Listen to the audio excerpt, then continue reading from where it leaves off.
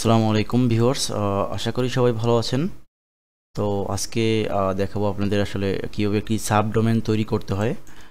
আশা করি সবাই বিষয় সাবডোমেনটি কী সেটা অবশ্যই জানেন। সাবডোমেন হচ্ছে আসলে আপনার যেটা ডোমেন আছে সেটার আন্ডারে আরেকটি ডোমেন তৈরি করা, নতুন ডোমেন। যেমন সাপোজ আমি যদি এখানে দেখি, দেখুন এখানে আপনার একটি ডোমেন নাম আছে, এক্সাম্পল হচ্ছে example.com।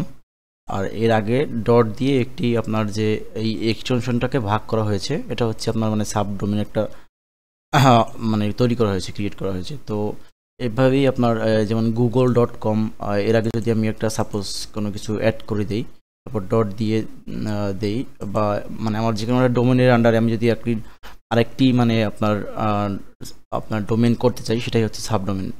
তো এক্ষেত্রে কীভাবে সাবডোমেন তৈরি করতে হয় সেটা আমি এখন দেখিয়ে দিচ্ছি। তো এক্ষেত্রে আপনার মানে প্রথমে আপনার যে সি প্যানেল আছে সেটাতে প্রবেশ করতে হবে। তো সি প্যানেলে প্রবেশ করার পরে এখানে আপনি ঢোকার পরে, লগ ইন করার পরে এখানে দেখতে পাবেন সার্চ টুলস নামে আছে, এখানে সার্চ করবেন ডোমেন লিখে, DOMAIN ডোমেন। তো এরপর উপরে যে অপশনটা আসবে এখানে ক্লিক করে দিবেন।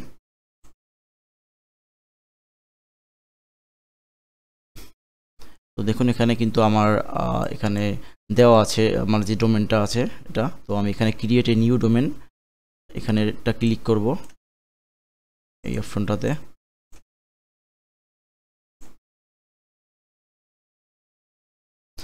হ্যাঁ, এরপরে এখান থেকে এখন আমি আমার যে ডোমেনটা আছে সেটা আমি তৈরি করব। তো এক্ষেত্রে আমি সিম্পলি আপনার টেস্ট দিয়ে শুরু করছি, টেস্ট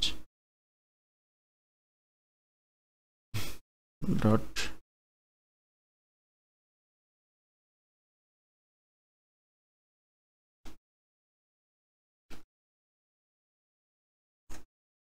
তো এরপর এখান থেকে যে সাবমিট বাটনটা আছে, সাবমিটে ক্লিক করব।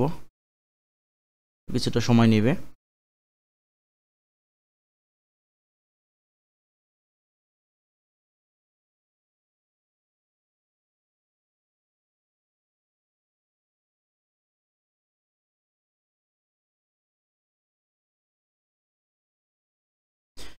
তো দেখুন আমার কিন্তু আসলে সাবডোমেন ক্রিয়েট করা সাকসেসফুলি ভাবে হয়ে গেছে।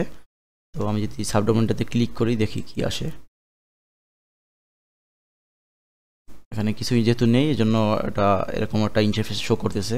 যদি আপনি এখানে ওয়ার্ডপ্রেস ইনস্টল করেন অথবা আপনার যে মানে প্রয়োজন অনুসারে যে এটা ব্যবহার করতে চান সেটা করতে পারবেন। তো এভাবে একটি সাবডোমেন তৈরি করতে হয়।